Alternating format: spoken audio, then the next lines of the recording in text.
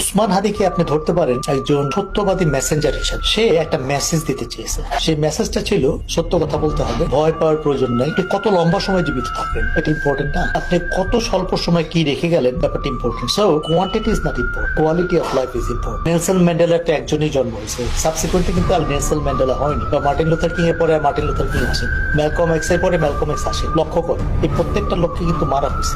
এই ক্যারেক্টার গুলো সবসময় পৃথিবীতে আল্লাহ সুবহানাহু ওয়া তাআলা পাঠানো না, বিকজ ওয়ান্স এগেইন কোয়ালিটি, এটা কোয়ালিটি পিপল কোনো একটা সময় কোনো একটা সন্ধিক্ষণে পাঠানো হয়। ওসমান হাদিদের জন্ম খুব ফ্রিকোয়েন্টলি হয়, যুগে যুগে এক একটা দেশে একটা সময়ের জন্য আসে। আমি খুব রেয়ারলি এরকম একটা ক্যারেক্টারের ইভলিউশন এত স্বল্প সময়ের ভিতরে দেখেছি। আমরা খুব ভাগ্যবান, বাংলাদেশে ওসমান হাদির মতো ছেলেদের এখনো জন্ম হয়। মোস্ট অফ দ্য পিপলের ভিতরে কিন্তু একটা ওসমান হাদি থাকে। যখন এরকম একজন ওসমান হাদিকে দেখা যায়, তখন আমাদের ভিতরে যে মৃত ওসমান হাদি আছে ওটা নাড়াচাড়া দিয়ে ওঠে। ওসমান হাদি যেইভাবে অকুতু ভয়, তার ভিতরে যে অনুভূতি এমন ভাবে তুলে ধরেছিল যে আমাদের ভিতরে অল্প পরিসরে যে কথাগুলো বলি, ওসমান হাদি অনেক বড় পরিসরে সেই কথাগুলো বলে। কারো না কারো ভয়ে সবসময় আমরা এই জিনিসগুলো বলতে চাই। ওসমান হাদি ভয় পায়, যার জন্য সম্মানটা এত বেশি।